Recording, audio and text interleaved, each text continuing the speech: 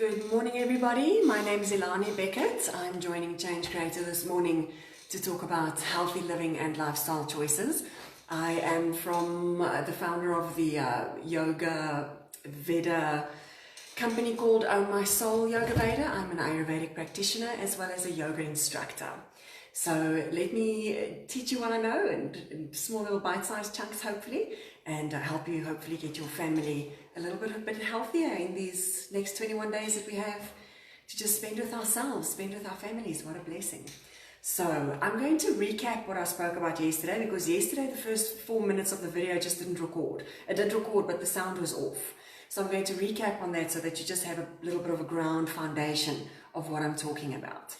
So to simplify it, in Ayurveda, which is a natural holistic way of living, in Ayurveda, we refer to the body. In Western medicine, it's called an endomorph, mesomorph, and ectomorph. You might have heard those terms regarding the shape of the body, the constitution of the body.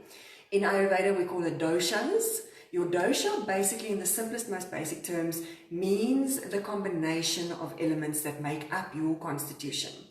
I wrote a little article not too long ago. I just want to move this thing, sorry, because I keep on kicking it and then it wiggles. All right, so I wrote an article not too long ago just to try and simplify it, make it very understandable for people how our body constitutions work and what makes us unique. And what the article described was, for instance, if you have 2 apples in your house, you might have gotten them out of the same packet. They came from the same shop. Maybe they even came from the same farm. They might even have come from the same tree. We'll never know that. But we can have 2 apples. They both look the same.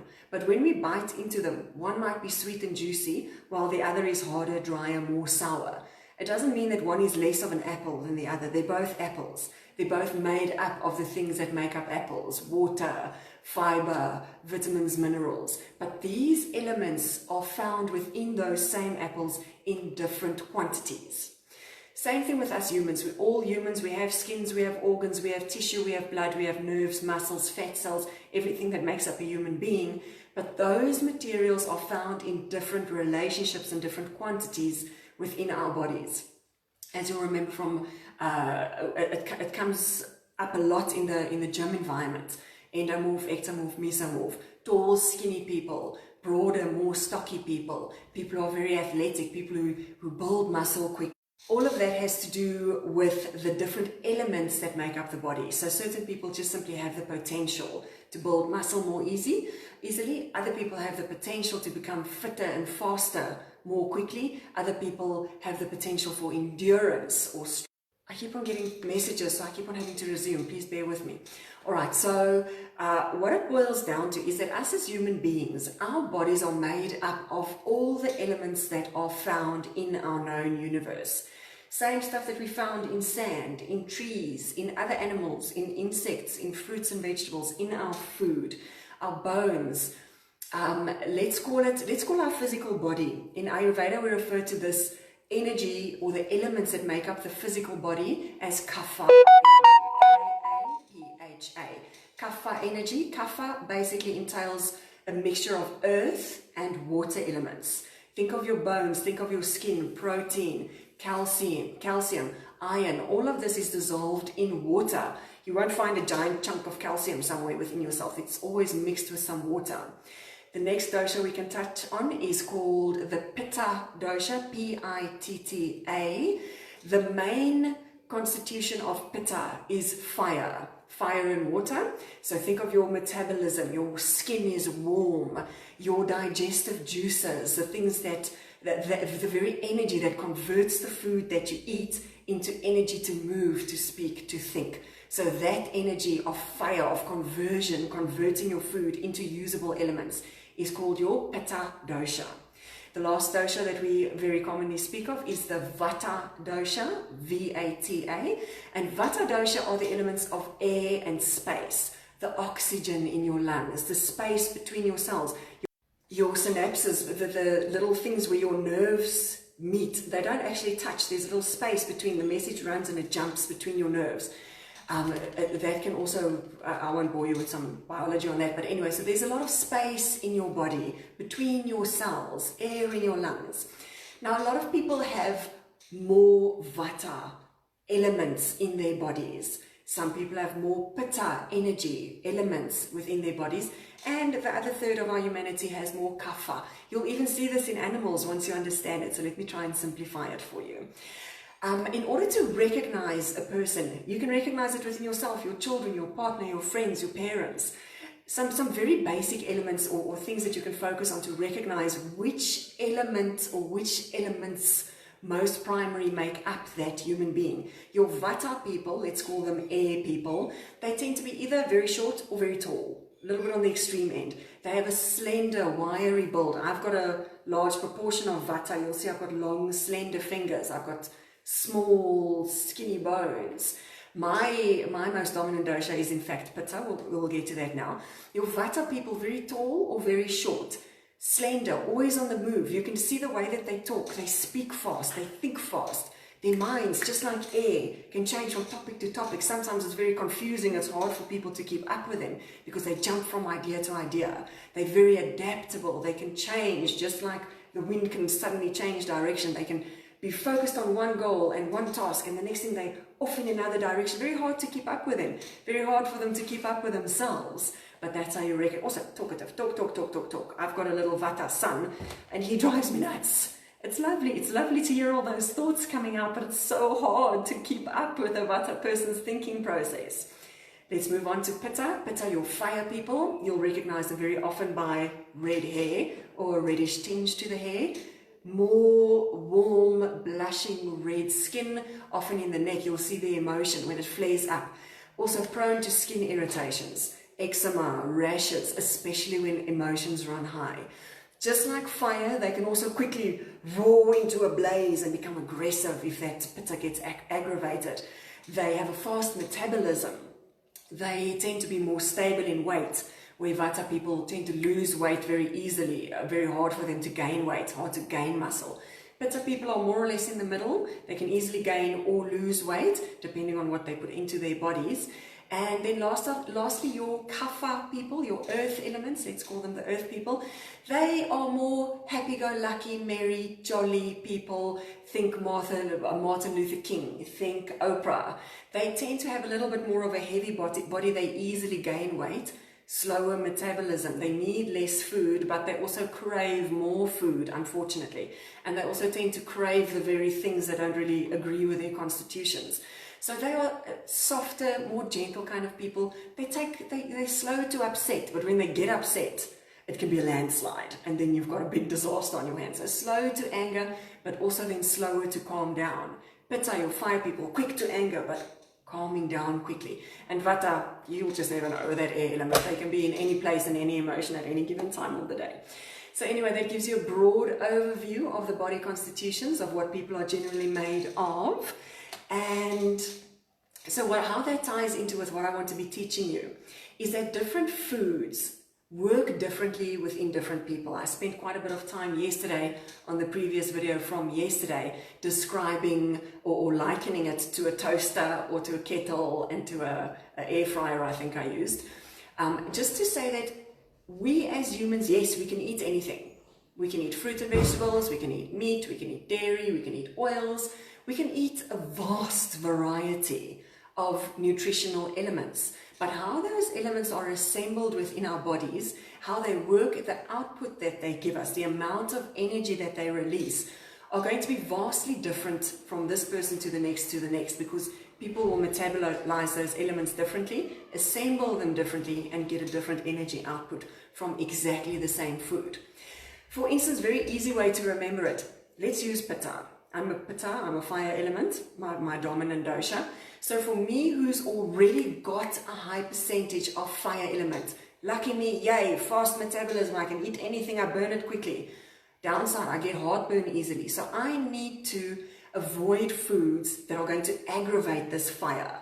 Anything hot, it's so easy, it's so simple. Hot peppers, hot curries, spicy food that has a hot feeling to it. Those things are going to give me more fire, sending me into a potentially a state where I can become aggressive, egotistical, judgmental, when that Pitta energy gets aggravated. So to pacify this dosha that I know I've got in excess already as my dominant constitution, I need cooling foods. cool fruits and vegetables, juicy things, not sour, not salty. Salty, sour will aggravate that pitta. Sweet fruits and vegetables, cucumber, juicy, sweet watermelons and nodgies and oranges, nice, soothing, cooler foods. My little Vata boy and my Vata husband are air elements, so that they tend to fly away, light as a feather. If I'm going to give them light, dry foods, crackers and toast, light, dry foods, that's going to aggravate that Vata. It's going to give them more air, more spaciness. And if that becomes aggravated, a person of a Vata constitution can become anxious. They can become worried. They can move even faster. The thought process can become even more distorted. So to calm them down, to bring some groundedness, some stability into that Vata body, I'm going to use warm, rich, nourishing foods. For them, I'm going to add some fire, because Vata, just like wind, is also cold. It's a cold energy. They easily get cold and they struggle to warm up. So to bring some heaviness into the diet for a person of a Vata constitution, I'm going to add more healthy warming oils. Coconut oil is cooling, so for me in Pitta, if and when I use oil, it'll be a coconut oil. I should best avoid it, because what happens if you throw oil on a fire? Raging, roaring blaze, right? No oil for me. But if I do, make it a coconut oil. For my little Vatas, warm oils, peanut oil, sesame oil, oils that are going to give them warmth, and also oils that are going to give them a fuller, heavier feeling so that they can be down on the ground. Rich cooked meals. Dairy in general agrees with Vata people, because they also need that sweetness, and dairy can be quite heavy and rich. That leads us on to the Vata, the Kapha constitution, the earth constitution. So think earth and water. If you mix it, what do you get? Mud. So it's already a heavy, slower, sluggish type of a constitution. They don't have a very fast metabolism, so you don't want to be putting a lot of kilojoules, calories into that body that's already taking a long time to burn it. Water and earth, if you touch mud, cold. It's also a cold energy. So for my Kapha, my eldest son is also a Kapha constitution dominant. I'm going to give him more warm foods, but instead of now going and sizzling it in oil, I'm going to rather steam it, because I want it warm, but I also want it light. Because unfortunately, when Kapha becomes aggravated, a person can feel lazy, lethargic. They have a tendency towards depression. They can feel very low. It can be a huge effort for them to really get moving. They unfortunately tend to crave the sweet things, crave the dairy, crave the heavy, comforting foods, and that aggravates that Kapha, makes them feel more depressed, and also because they don't have the firing metabolism, makes them gain weight. When we gain weight, we feel heavy, we feel sluggish, and we become even more depressed. So a Kapha is a type of a person that you have to really watch what they eat and guide them to eat things that are going to make them feel lighter. Give them the crackers, give them the steamed food, give them the light and the fresh vegetables. Very good for them to have cooked or steamed vegetables. Works very well with a Kapha constitution. So that's what I'm going to be doing in my cooking sessions in the evenings. I will go live from my very modest, humble little kitchen at 5 o'clock South African time, 5 o'clock SAST. Wherever you are in the world, you can just link it back to your time zone. It'll be anything from, it depends on what I do. Sometimes I just throw something together. Otherwise, you can put your phone on and just join me. It's a lot of fun. We have a lot of laughs. My kids cook with me. But from tonight, what I'm going to do is I will cook a basic meal that's reasonably neutral in all of the elements, because we're all balanced in our house. When you find imbalances, you'll focus more on what to do to balance those doshas. So I'm going to, just to keep it simple, use as if all of our doshas are balanced. Balanced simply means that one is not in excess.